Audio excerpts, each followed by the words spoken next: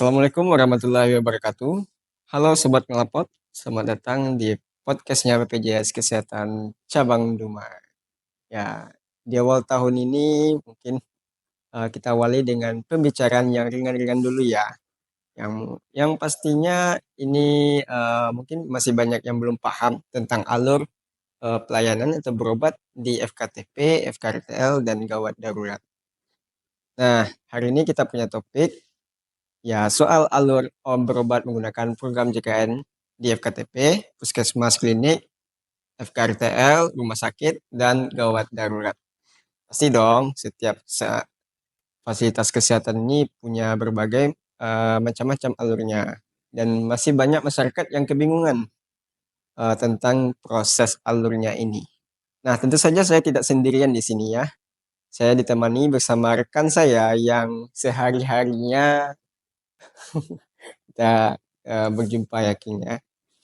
Mungkin dari awal podcast ini berdiri ya.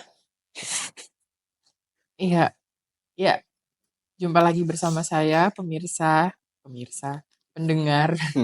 Pendengar setia. pendengar setia Knalpot JKN emang ada. Ya ada. Saya Air Baginda Maulana, senang sekali bisa berbagi informasi penting kepada masyarakat di era ya kita sedang berusaha dengan gencar untuk memberikan informasi yang tepat dan detail kepada masyarakat tentunya. Nah, sebelumnya kita masuk pembahasan ini, tentunya saya ingin mengajak para pendengar setia Knalpot untuk menyiapkan diri, kalau bisa ngopi sambil cemilan kacang, layaknya nonton bioskop ya King ya. Karena informasi kali ini benar-benar penting dan sangat membantu pendengar setia Knalpot. Nah, langsung saja King. Kita mulai dari layanan yang paling dasar nih, yaitu FKTP atau Fasilitas Kesehatan Tingkat Pertama. Nah, apa saja nih King? Gimana alurnya ketika kita ingin berobat di sana? Apa yang kita lakukan terlebih dahulu dan syarat-syaratnya bawa apa aja?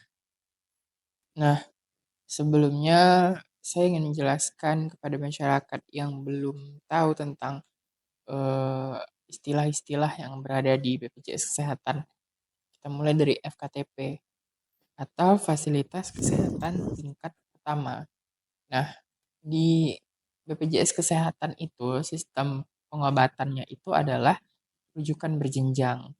Maka eh, ada yang namanya tingkat pertama, ada yang namanya tingkat lanjut untuk jadi tempat rujukannya.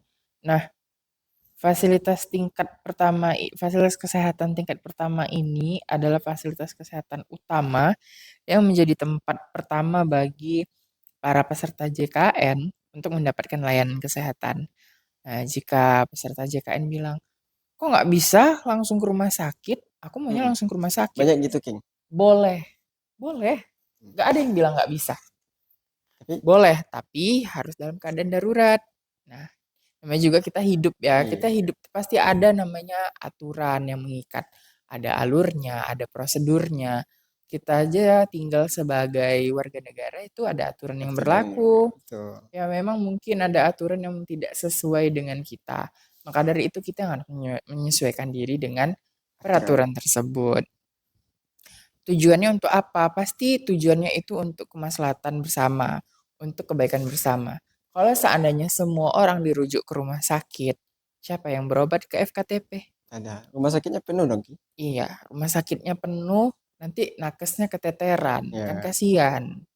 Nakesnya udah berusaha untuk memberikan pelayanan terbaik, nanti karena penuh, akhirnya nanti banyak komplain. Nah, maka dari itu kita membuat penyamarataan kayak hmm, gitu biar semuanya itu dapat terkendali dengan baik. Contoh FKTP itu bukan cuman puskesmas, ada klinik, termasuk klinik swasta. Klinik negeri nggak ada ya.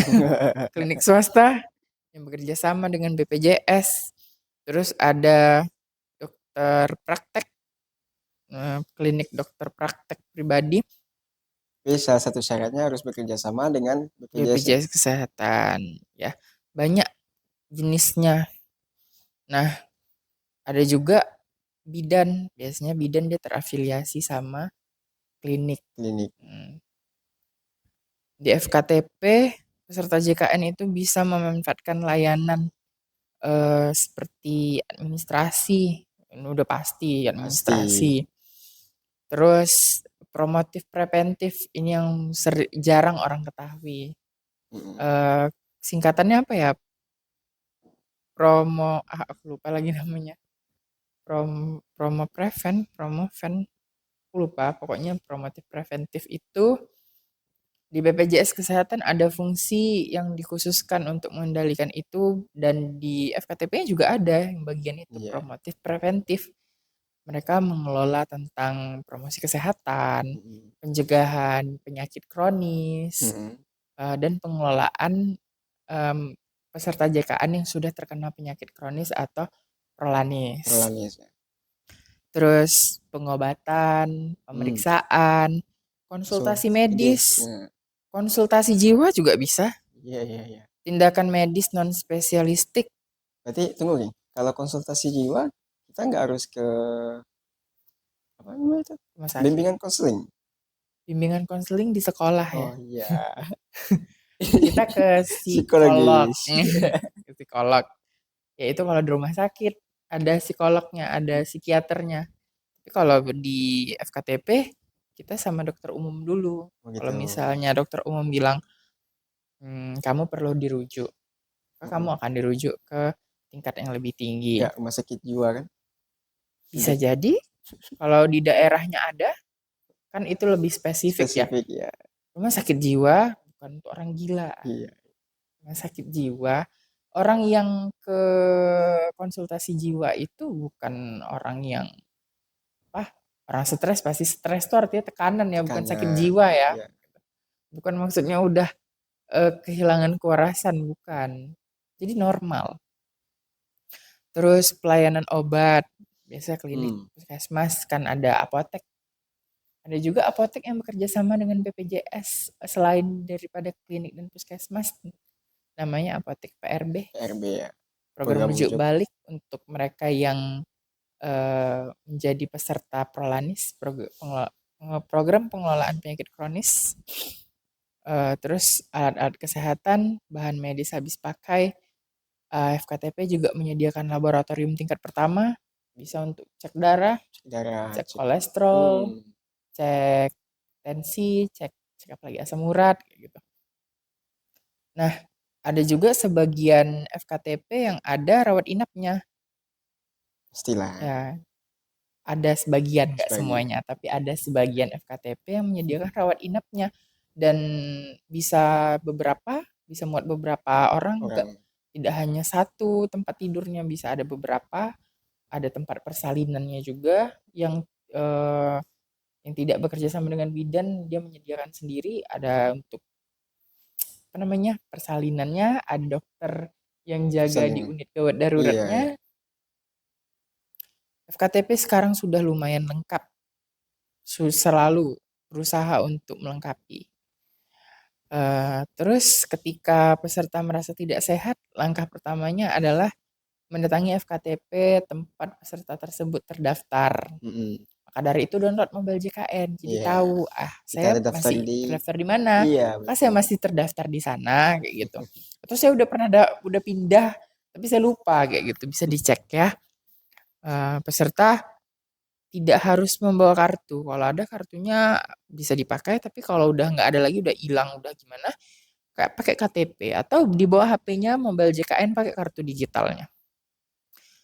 Terus sampai di FKTP melakukan pendaftaran di loket administrasi. Sebelum itu bisa ambil antrian online di Mobile JKN biar lebih cepat, nggak payah ngantri. Betul, Bisa betul. datang sesuai jadwal, nggak perlu nunggu dari subuh. Iya, iya. Rupanya berobatnya siang apa Siang. sore, aduh, ngabisin waktu. Peserta tersebut akan diperiksa oleh dokter di FKTP dan selanjutnya akan diberikan layanan kesehatan seperti pemeriksaan kesehatan dasar terlebih dahulu, terus tindakan medis dan pemberian obat sesuai kebutuhan. Jika memang ini perlu dirujuk, dokter yang akan menentukan Anda berhak dirujuk atau bukan. Jadi bukan BPJS yang menentukan, dokter. Oke. Oke. Itu tadi tentang alur pelayanan di FKTP ya, kayaknya. Iya. Kita lanjut nih. Bagaimana alur di FKRTL, tempat rujukan. Nah, kita masuk ke istilah selanjutnya FKRTL, Fasilitas Kesehatan Rujuk Tingkat Lanjut. Apa dia? Rumah sakit. Ya. Kalau tadi FKTP ada beberapa jenis, kalau FKRTL rumah sakit. Rumah sakit ya. Atau klinik spesialis. Nah, klinik spesialis bisa juga yang dia memang khusus, contohnya tuh kayak spesialis mata kayak gitu, rumah sakit spesialis mata kayak gitu. Menangani kasus-kasus yang tidak bisa diselesaikan di FKTP, dokter bilang ini harus dirujuk, indikasi medisnya jelas. Nah, oke, maka akan dirujuk. Jadi tentang 144 kasus yang tidak bisa, ada yang bilang katanya tidak bisa diklaim. Iya. Ya, mungkin itu kesalahan informasi. Bukan tidak bisa diklaim, bukan tidak bisa dirujuk ke FKRTL. Tapi jika bisa diselesaikan terlebih dahulu di FKTP, maka akan selesai di FKTP-nya saja. Iya. Tapi Ngapain di jika rumah sakit? memang dokternya bilang harus Harus. dirujuk, ini oke, itu tidak akan ada pembatasan. Maka kamu akan segera dirujuk karena kesehatan kamu yang utama. Jika kondisi pasien memerlukan penanganan spesialis, dokter FKTP-nya memberikan surat rujukan. Wajib dibawa saat pasien ke rumah Rumah sakit. sakit. Nah, bisa juga itu didaftarkan di antrian online-nya karena sudah terintegrasi aplikasi nakesnya atau Nakesnya. dokternya dengan aplikasi mobile JKN. Maka nanti ketika Anda mendaftar di rumah sakit, rujukan Anda sudah tertera di dalam sana. Iya. Nah, jadi Anda bisa datang sesuai dengan jam yang Anda pilih. Nah, terus Anda tinggal datang. Nanti ketika sudah jadwalnya Anda tinggal datang ke rumah sakit, Anda mendaftar. Selanjutnya Anda mengikuti antrian dan di rumah sakit Anda akan mendapatkan layanan rujukan seperti pemeriksaan spesialis, tingkat medis lanjutan, atau jika memang kata dokternya, oh ini harus dirawat inap atau ada tindakan operasi, itu akan segera dilakukan. Penting diingat, rujukan itu hanya berlaku untuk kondisi yang memang memerlukan penanganan lebih lanjut, Betul, betul. bukan permintaan. Sendiri ya. Iya, bukan permintaan sendiri, bukan permintaan orang tua. Nah, jadi jika penyakit masih bisa ditangani, dokter tidak akan memberikan rujukan.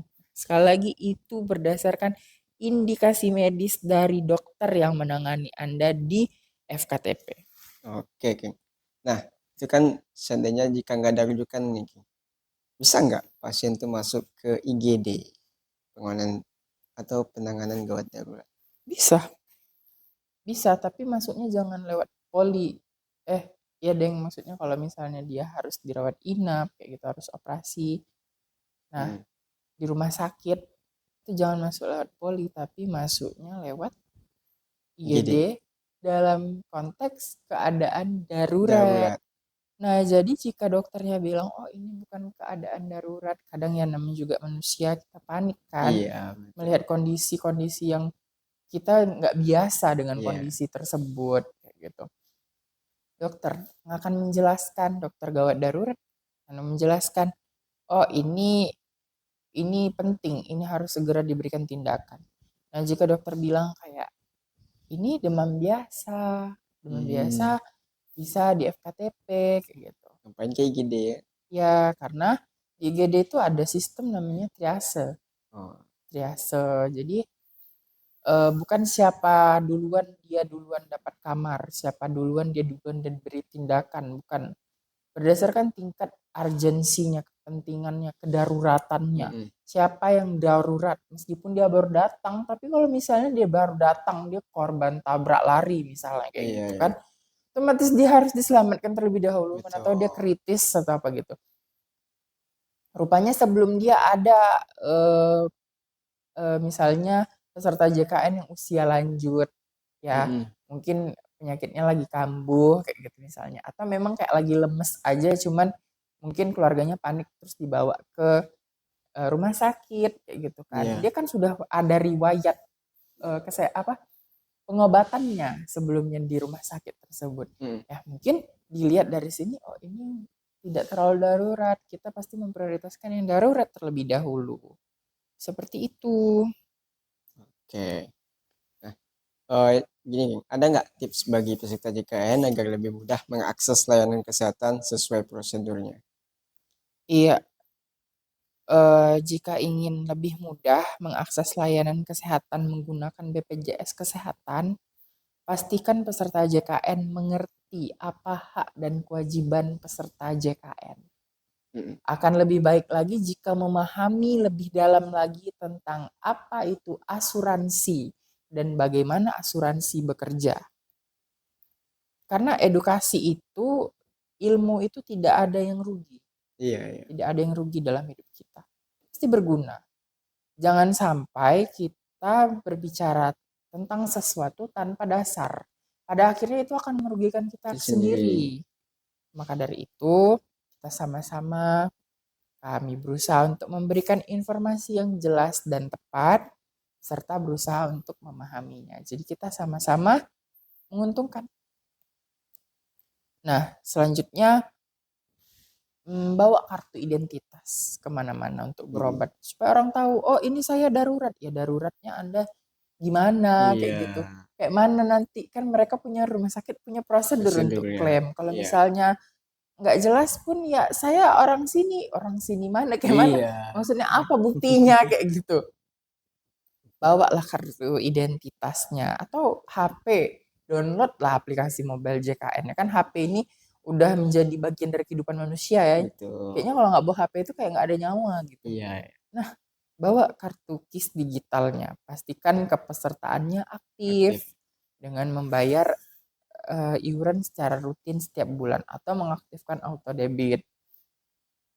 Gunakan aplikasi mobile JKN untuk melihat lokasi FKTP terdekat dari jarak tempat Anda, atau jadi Anda bisa mendaftarkan diri Anda ke FKTP yang Anda rasa ini cukup dekat untuk dijangkau. Jadi kalau ada Mm-mm. keadaan darurat pun saya bisa ke sana tanpa kendala, di luar di luar ini ya, kemungkinan-kemungkinan yang terjadi Iya. ya. Nah, jika mengalami kendala, hubungi care center BPJS Kesehatan di 165. Kalau ada kendala di rumah sakit, hubungi BPJS 1, siap membantu. Oke, King. Mungkin terima kasih banyak King atas penjelasan yang sangat lengkap tadi ya. Saya mendengarnya juga mendapat informasi berharga nih tentang alat berobat menggunakan program JKN ini. Oke, terima Oke, kasih. terima kasih kembali. Senang rasanya bisa selalu berbagi informasi tentang info JKN. Saya juga sebelumnya yang tidak tahu, mencari tahu, jadi tahu, serba tahu, dan bisa memberi tahu. Terima kasih juga kepada sobat setia Ngalpot. Jangan lupa untuk membagikan informasi ini kepada keluarga dan sahabat-sahabat terdekatnya agar semakin banyak yang paham tentang program JKN. Sampai jumpa di episode berikutnya. Salam inisiatif.